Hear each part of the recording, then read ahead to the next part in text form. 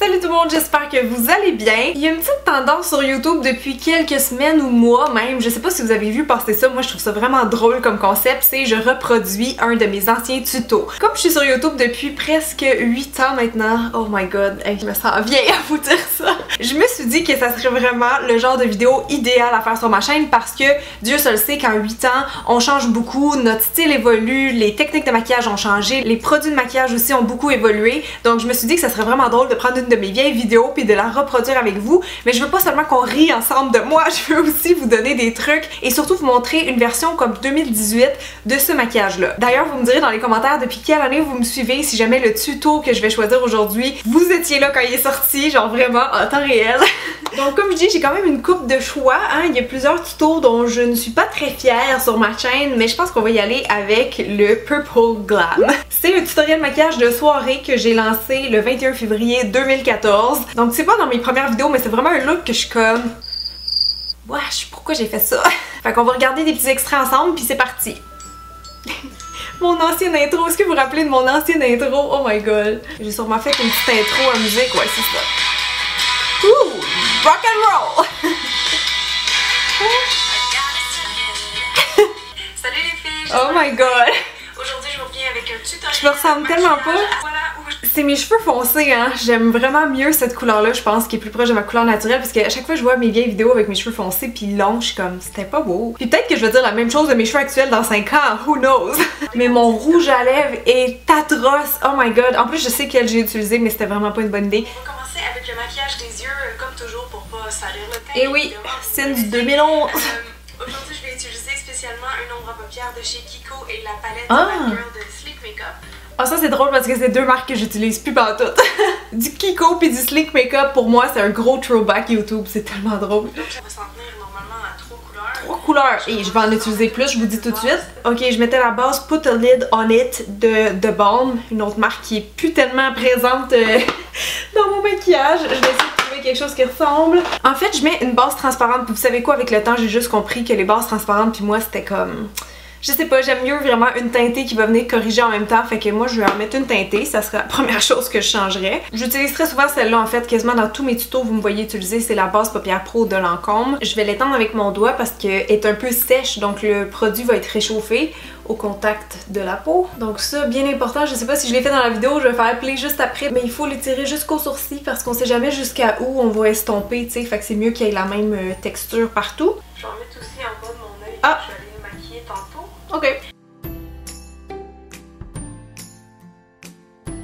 Donc là, les ombres à paupières, qu'est-ce que je dois faire, Cynthia? Je vais venir appliquer mon ombre à paupières mauve. Ça vous prend absolument un mauve qui est quand même assez foncé pour réaliser l'effet smoky. Ok, en fait, la couleur que je me mets sur les yeux actuellement, c'est pas très foncé, c'est comme un mauve grisâtre. C'est assez lumineux en fait. Puis là, j'ai comme un flash. J'ai une ombre à paupières dans Annabelle. Sérieusement, ça ressemble à cette couleur-là, mais c'est en crème. On pourrait commencer avec ça. C'est quelque chose que je fais quand même assez souvent, surtout quand je fais des smoky, des looks chargés sur les yeux. J'aime ça commencer avec une base colorée. En fait, on aurait pu mettre celle-là directement sur la paupière, mais je voulais aussi le beige qui monte jusque-là. Ça, je l'aurais pas mis jusque-là. Donc, on va commencer avec ça. Je pense que ça, c'est la teinte Mercury dans les chromes comme ça, les ombres à paupières pailletées en crème. Donc ça, je vais l'appliquer, je pense, directement avec mon doigt. Je vais en mettre vraiment partout. Wouh! Interne. Hey, la couleur ressemble full. Ok, donc étape numéro 1, c'est fait. Je vais regarder qu'est-ce que je fais ensuite. Ouh. Ok, je suis venue comme l'estomper vers le haut, mais vu que moi, là, c'est brillant puis en crème, je vais pas faire ça. Vous allez voir pourquoi après. Ensuite, toujours avec la même couleur et un tout petit pinceau, je vais juste mettre un petit peu de cette teinte-là sous mes yeux. Ça non plus, je vais pas le faire. Mettre du crème en bas des yeux, je le conseille pas vraiment. La tenue sera pas super. On verra tantôt qu'est-ce que je fais. Je vais aller faire tout de suite ma couleur de transition, donc j'ai choisi ce violet-là. Ok, genre ma couleur de transition, c'est un violet. J'ai une idée pour ça. Dès que j'ai parlé de ton mauve, j'ai pensé à cette palette-là de Marc Jacobs. J'adore ces ombres à paupières-là, sont débiles. Pour faire une petite touche de couleur, si on veut, c'est sûr que là, il n'y a pas quelque chose de prune là-dedans, mais il y a ce mauve-là qui est mauve. L'affaire qui m'énerve en fait de ce tuto-là, et j'ai fait ça souvent dans plusieurs tutos en fait, c'est que j'utilisais parfois des teintes satinées. Donc par exemple, justement, une couleur comme ça, c'est vraiment similaire à ce que j'utilisais dans ma vidéo. Et ça, je le mettais dans le creux, mais vraiment dégradé vers le sourcil. Personnellement, je suis pas fan de mettre mettre des trucs brillants là. Premièrement parce que ma paupière supérieure est quand même bombée, donc si je mets du pâle ou du brillant là, ça va la faire paraître encore plus proéminente. Deuxièmement, un creux pour moi c'est un ombrage, puis un ombrage ça devrait pas être brillant logiquement, parce que sinon quand on fait du contouring, tu sais, si vous mettez du brun brillant là, ça annule un peu l'effet. Donc c'est la même chose sur les yeux, je sais pas si vous comprenez un peu qu'est-ce que je veux dire, donc j'aime mieux alterner maintenant les finis puis garder souvent le mat dans le creux et le brillant ici pour justement avancer un peu plus mes yeux. Donc c'est pour ça que je pense que ce serait une bonne idée d'utiliser ce fard là. En fait c'est le seul mat de la palette, fait qu'on n'a pas le choix.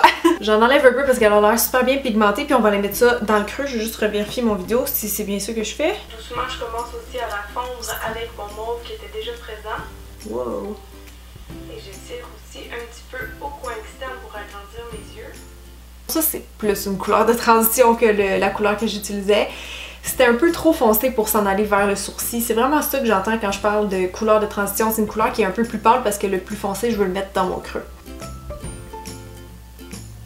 Ok, maintenant que ça ressemble à peu près à ça, je vais venir tout de suite estomper. Par contre, dans la palette, la seule couleur claire, elle est brillante. Donc, on va éviter. Souvent, je prends une peau de visage pour faire ça, mais sinon, si vous voulez une palette, vraiment prenez n'importe laquelle. Là. Moi, je suis dans une de Cargo ici avec Harvest Moon. Donc ça, je le passe en dessous du sourcil.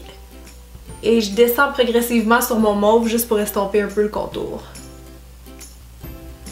Je vais juste ajouter un petit peu de noir au coin externe. Good girl! Donc si on va rester dans cette palette là, il y a un beau noir ici avec un pinceau rond pointu que j'ai dit, ben là ça c'est le 231 de Zoeva. Ok, je le pousse vraiment comme d'enlever au coin externe, puis après ça je laisse tomber. Super! Ça, je suis bien d'accord avec cette étape là, je changerai rien.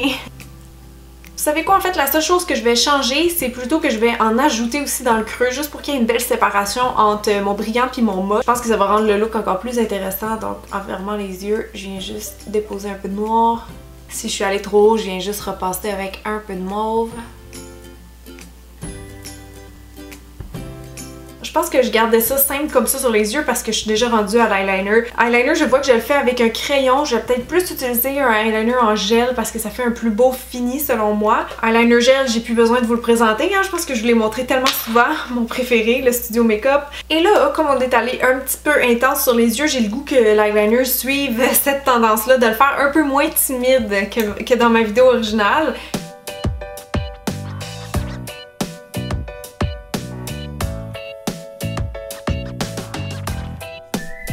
Avec l'eyeliner, ça a quand même beaucoup changé le look. Je pense que j'aimais mieux avant, mais bon, là, il est trop tard. Mais pour cette raison-là, j'irai pas mettre des crayons dans la muqueuse. En tout cas, je pense pas, parce que d'après moi, ça va faire trop lourd. J'irai peut-être juste raccrocher le bas de l'œil avec le haut, avec un peu d'ombre à paupières mat, juste au coin externe. Donc, un peu de noir sur un pinceau carré comme ça. Je vais aller juste glisser ça le long des cils inférieurs. Juste comme ça vient agrandir un petit peu l'œil. Et maintenant, un petit peu du mauve. Ok, là il reste le coin interne. Je sais pas qu'est-ce que j'ai fait, c'était probablement un petit blanc brillant, je vais juste aller voir. J'ai les cils qui sont vraiment droits. Pas de point de lumière? Mon mascara, Ok, ben je vais passer au mascara aussi, je vais voir si je fais un point de lumière après, sinon ben je peux toujours en rajouter un. Donc recourbe-cils, mascara, j'avais le Hot n Naughty Lash de MAC qui est un mascara volume. Ha! Ça donne que j'ai le même mascara en ce moment, en fait ça c'est la version Too Black Lash, mais c'est quasiment la même affaire. Bon, je viens juste de vérifier, puis étrangement, j'ai pas fait de point de lumière au coin interne. C'est quelque chose que je fais pas mal tout le temps maintenant, fait que je vais en mettre un. J'ai utilisé le même beige mat que tantôt, avec un petit pinceau comme ça, juste pour aller éclaircir un peu le look, parce que c'est quand même dark. Ok, là c'est l'heure de la routine sourcil. J'ai vraiment hâte de voir qu'est-ce que j'utilisais à l'époque, comment j'y faisais. Ah! Oh my god, il m'en reste plus gros, mais j'ai encore ce crayon-là de Studio Makeup. Je veux dire, c'est pas le même, mais il me reste un petit peu de celui-là. Ça me surprend par contre que j'ai pas utilisé ni de poudre, ni de gel après. C'est vraiment deux étapes obligatoires maintenant dans ma routine sourcil, fait que moi, c'est sûr que je vais en utiliser après. Quoique, honnêtement, c'est un des rares crayons à sourcil que je peux porter sans poudre par-dessus parce que je trouve qu'il tient bien puis qu'il fait déjà un effet assez rempli.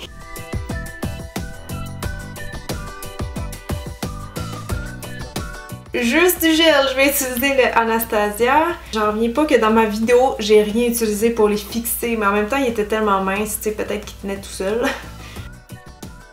Ok, on est rendu au teint. Ça aussi, j'ai bien hâte de voir quel produit j'utilisais à l'époque, quelle routine je faisais dans mon visage. Je vais appliquer une base sur mon visage. Ok. C'est la base de... comment ça s'appelle? Stick Flawless. Je l'utilise plus. C'est une base que je recommande vraiment plus pour les peaux grasses, donc c'est pour ça que j'en mets pas beaucoup sur mon visage. C'est ce que j'allais dire, pourquoi j'utilisais cette base-là, elle est vraiment pas appropriée pour mon type de peau. Donc une base que j'aime bien utiliser aujourd'hui, c'est celle de Fab First Aid Beauty. C'est la base hydratante à la noix de coco qui est bonne pour les peaux sèches, les peaux sensibles, tout le monde. Je l'aime tellement, là, ça s'applique comme une crème. On dirait même pas qu'on se met une base dans le visage, c'est comme pas siliconé, tu sais, ça fait vraiment juste un effet lumineux. Pour le fond de teint aujourd'hui, je vais y aller avec le fond de teint correcteur fluide de chez Aven, que j'aime vraiment beaucoup.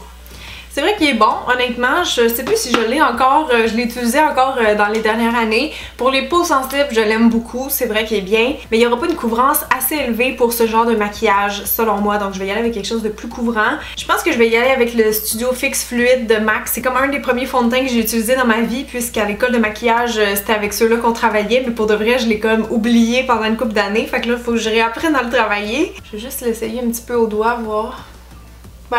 Au doigt, il s'applique bien sur une base hydratée comme ça, là. Ça fait vraiment naturel, pas beaucoup de couvrance. Tadam! Sérieux, je sais pas pourquoi j'ai arrêté de l'utiliser, je trouve qu'il fait vraiment bien. Il fait un beau fini dans le visage, genre. Je vais y aller avec un petit pinceau comme ça, un peu dans le front, juste pour faire le tour des sourcils, c'est plus évident. Maintenant, je vais aller cacher mes cernes avec un cachet en crème. Il y a beaucoup de gens qui me demandent pourquoi je fais... Je les mets dessus. Je les mets sûrement moyen, honnêtement. Je pense qu'aujourd'hui, j'en ai découvert des pas mal meilleurs. Là, en fait, il y a deux affaires. Vu que ce maquillage-là est mauve et que mes cernes sont un peu mauve bleutées, je vais commencer juste par aller les neutraliser avec un correcteur de Lancôme qui est couleur banane, comme ça. Donc ça, je le mets juste au coin interne parce que c'est là que j'ai besoin de correction. Le cash-on, c'est tellement indispensable avec ce look-là, fait que n'hésitez pas à en mettre une bonne couche. Je pense justement que je vais rester dans les MAC. Je vais y aller avec le Pro Longwear parce que la teinte NC15, c'est la même couleur que mon fond de teint, mais on dirait que dans le cash-on est un peu plus clair. Donc si j'en mets un petit peu ici, je pense que ça va faire un bel effet de lumière en dessous des yeux.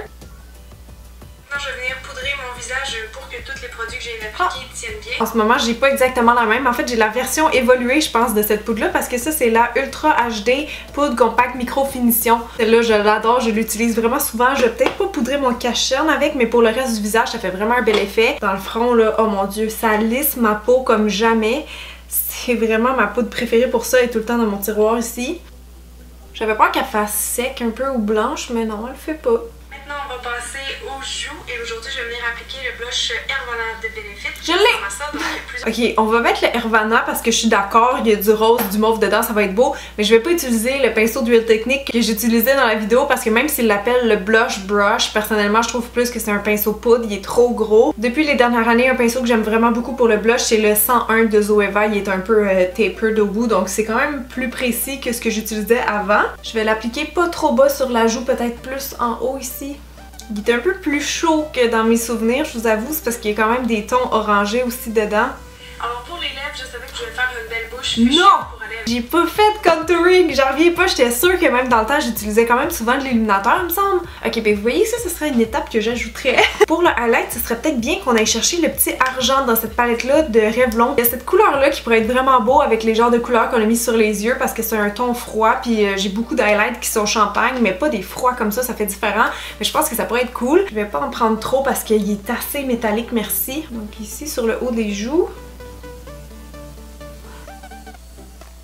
Je vais en mettre aussi un peu le long du nez, en haut des lèvres, menton.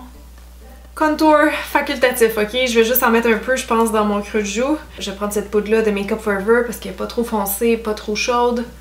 Donc, en dessous du blush, juste pour aller sculpter le visage. On dirait que ça vient comme balancer parce que les yeux sont tellement intenses, ça prend un teint quand même travaillé, tu sais. Je vais en mettre un petit peu le long de mon nez, je le fais pas souvent, mais juste un peu de chaque côté comme ça, avec l'embout pincé.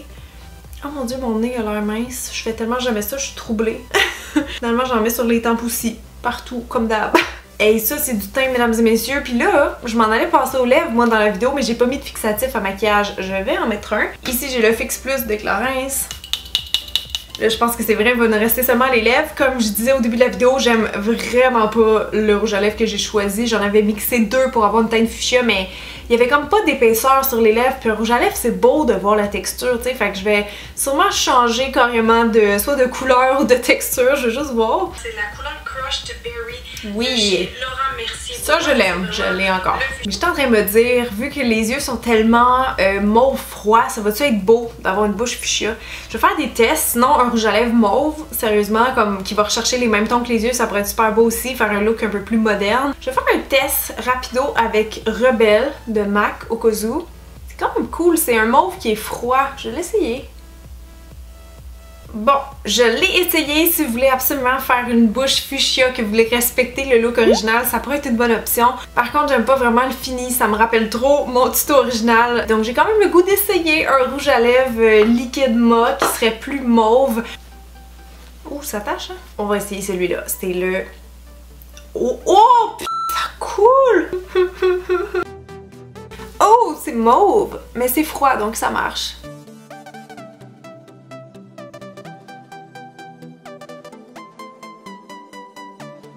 Hey, j'aime ça! Je me sens comme une youtubeuse beauté américaine, là! Fait que voilà tout le monde, là je pense qu'on l'a notre look purple glam. Là ça c'est un vrai look purple glam. Sérieusement, je suis tellement contente du look final, ça fait super vamp, actuel, sexy, moderne. Vous me direz dans les commentaires si vous préférez cette version-ci à l'original, vous avez le droit de préférer l'original aussi, mais celle-là je trouve qu'elle est un peu plus recherchée. Donc bref, en espérant que vous ayez autant trippé sur le concept que moi, j'ai eu du fun à filmer la vidéo, ben j'espère vous revoir la semaine prochaine. N'hésitez pas à vous abonner si c'était pas déjà fait et c'est tout, je vous fais des gros bisous, je vous dis à bientôt sur la chaîne de vlog Instagram ou ici même. Bye! Je me feel comme Lisande dans ma vidéo, je suis comme...